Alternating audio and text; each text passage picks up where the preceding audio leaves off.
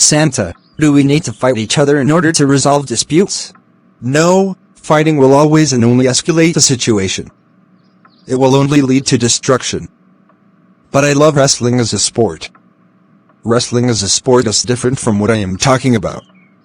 Fighting does nothing but destroy. We must stay away from it. If two individuals fight because they're angry at each other, then why do they suddenly stop after destroying each other from fist fight?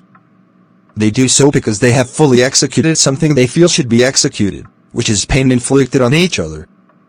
That is what they feel best resolves a dispute. But does it really resolve disputes? It always worsens situations. What should I do in place of a fist fight? What is the best method to resolve disputes if not a fist fight? The best way to resolve a dispute is using understanding. Try to understand the other person from his own end.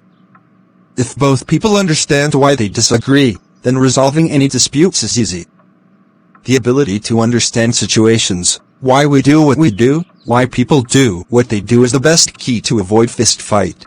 Secondly, you should know that we have the judicial system. We have the police. So, if there is anything beyond what you can control, you can involve the police. You can sue a person in court. That is the best way to do things. Can I trust lawyers? Lawyers are liars, so they say. Is this true? No, it is not true. You should know that lawyers are operating under license just like doctors. They can have their license revoked if they misbehave. Lawyers can be trusted because they are very prone to punishment by the government.